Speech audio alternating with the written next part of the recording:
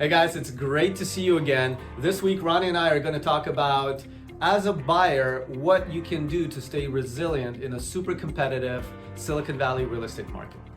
Yep, so as most of you know, this market that we're in is highly competitive, and it's, affecting buyers in a couple of different ways, right? So three main factors that are attributed to the competitive market that we're seeing, especially here in the springtime starting now.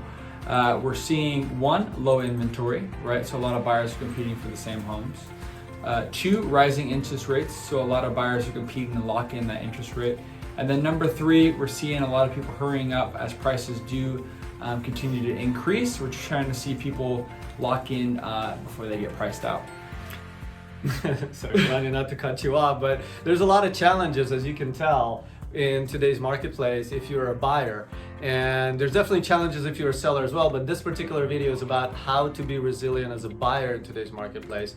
And one of those things is really being creative and thinking outside the box. And one of those strategies is a preemptive offer strategy.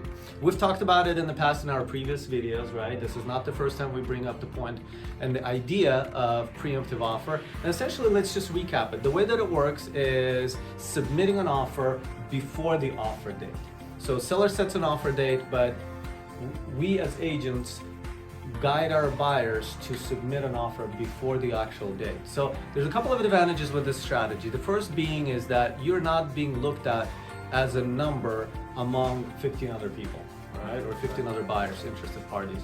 You are now having a one-on-one negotiation, so to speak, with the seller. That's the best case scenario. The worst case scenario that could come out of this is the seller could say no. The seller could say, hey, I'm gonna wait until the offer date. Still gives you an advantage of being seen, being in front of the sellers, and presenting the offer ahead of time, so that when sellers actually review all the offers, they remember your offer when your offer is again in the stack. But more important than ever is using that opportunity and using that time to really package the best offer for the seller, right? Because if you are presenting an offer that the seller had an expectation of getting at the end, and we can submit that right out the gate and get the seller's expectations met, then there's a lot of opportunity there. And we've actually had a great experience just recently with one of our clients, right, Ronnie?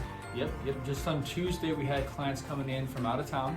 They only had about a week here, and they had to lock up a property within that week. So we showed them a lot of properties off market, on market, and we were able to write a preemptive offer and actually get it accepted that day. And we're able to actually take measurements today.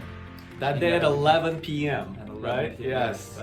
That day at 11 p.m. And then we did measurements today, and they're ready to go back to their home, and they have this home all set up and ready to go, and just going through the escrow process now. So it really does help, especially if you're on a specific timeline, doing that preemptive offer. Like you said, like Russ said, the worst that can happen is you don't get that offer accepted, and you come back and they already kind of worked with you one-on-one, so they're going to know you by name, they're going to know your agent, and be able to work with you a little bit more on the offer date.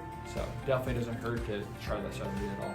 Exactly. And if that offer doesn't get accepted, it ties into our second point, which is patience, right? Right. Yep. And being patient in a market like this is key, right? You don't want to burn yourself out. You want to know that there is that possibility that your offer may not get accepted on the first try.